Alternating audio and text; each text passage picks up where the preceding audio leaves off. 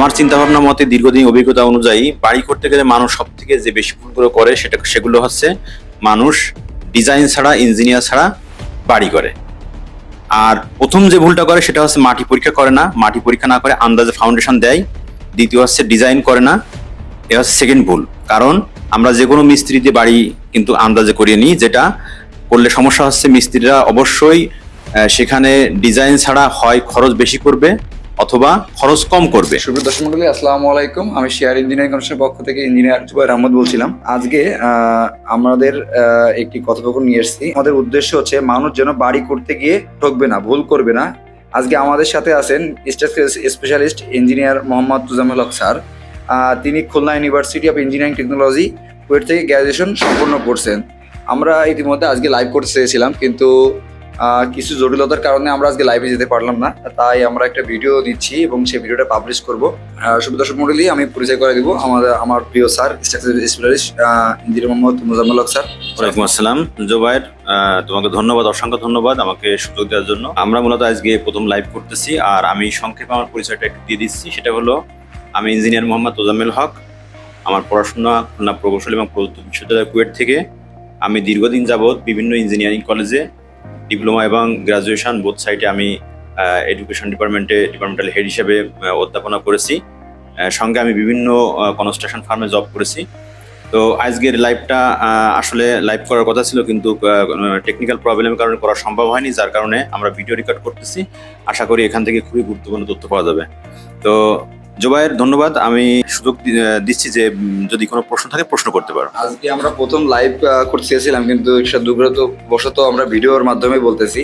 আমরা চাই মানুষ যেন সঠিকভাবে বাড়ি করতে পারে। সেটার উদ্দেশ্যে আমরা একটা লাইভের পার্ট করতে যাচ্ছি। সেটা আমাদের 1 নম্বর সিরিজ থেকে শুরু করে সেটা আমরা 10টা সিরিজে আমরা কমপ্লিট করব, যে মানুষ যেন বাড়ি করে ঠকে না যায়, এবং ভুল ইঞ্জিনিয়ারিং পরামর্শ বা গতানুগতিক কনস্ট্রাকশন বা আমাদের আশেপাশে প্রেক্ষাপট নিয়ে আমরা তুলে ধরতে যাচ্ছি। আজকে আমাদের প্রথম লাইভটাতে আমাদের পরিচয় দিলাম এবং আমার স্যারকে প্রেজেন্টেশন করে দিলাম। আমি স্যারকে অসংখ্য ধন্যবাদ জানাবো আমাদেরকে সময় দেওয়ার জন্য, আমাদের এবং প্রতিষ্ঠানে এসে সময় দিচ্ছে সে। স্যারের কাছে আমার কিছু প্রশ্ন ছিল, যেমন মানুষ সবচেয়ে বেশি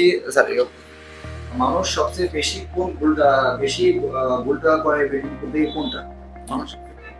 অ্যাকচুয়ালি বাড়ি করতে গেলে আমাদের যে ইম্পর্টেন্ট বিষয়গুলো, সেটা হচ্ছে আমাদের জীবনের সর্বোচ্চ ব্যয় করে আমরা একটা বাড়ি করি। সো আমাদের বাড়ি করার সময় অবশ্যই দীর্ঘমেয়াদী পরিকল্পনা করে বাড়ি করতে হবে।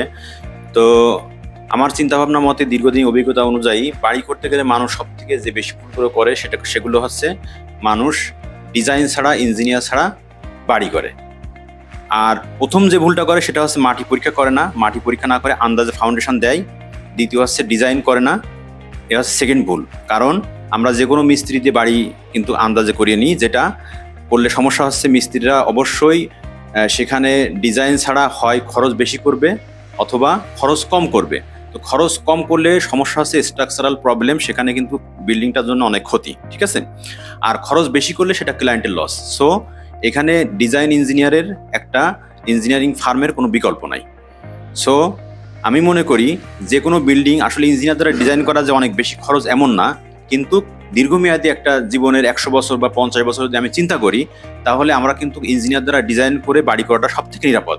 সেক্ষেত্রে আমরা বলতে পারি যে কোনো একটা ইঞ্জিনিয়ারিং ফার্ম যেখানে ভালো ভালো এক্সপিরিয়েন্সড ইঞ্জিনিয়ার আছে, সেখানকার কোনো বিকল্প নেই। এক্ষেত্রে আমরা শেয়ার ইঞ্জিনিয়ারিং কনস্ট্রাকশনের কোনো বিকল্প নেই মনে করতে পারি, কারণ শেয়ার ইঞ্জিনিয়ারিং কনস্ট্রাকশনে অভিজ্ঞবান এবং তারা এক্সপার্ট ইঞ্জিনিয়ার দিয়ে ডিজাইন করে থাকেন। তো জুবাইর, ধন্যবাদ। আর কোনো কোশ্চেন যদি থাকে? স্যার, আপনি খুবই গুরুত্বপূর্ণ কথা বলছেন, যে ডিজাইন ছাড়া বা সয়েল টেস্ট ছাড়া বাড়ি না করাটা খুবই রিস্কি হয়ে যায় আমাদের প্রেক্ষাপটে বা যশোরের তুলনায়। আমি যদি যশোর গেছেন, আপনি খুলনা গেছেন কিংবা ঢাকা গেছেন, বা সব এলাকার তুলনায় আমি যখন যশোরে আসছি বা যশোরের আমি যখন ওরিয়েন্টেশনটা দেখছি, যশোরের মানুষ চিন্তা করেই যে কম টাকায় কিভাবে কাজগুলো করা যায়। এমনও দেখছি যে গতানুগতিক কনস্ট্রাকশন, যেটা প্রপার সেটব্যাকটা ছাড়তেছে না, প্রপার কনস্ট্রাকশন হইলেও ডিজাইন ইমপ্লিমেন্ট আছে, ডিজাইন ইঞ্জিনিয়ার কাছ থেকে করাই নিয়ে আসছে, কিন্তু এই ডিজাইনটা তো আমাদের সম্পূর্ণই আমাদের ইংলিশে করা হয়। এই ডিজাইনটা কয়টা পার্ট মিস্ত্রি বা বুঝে? আমার প্রথম প্রশ্ন থাকবে এটা।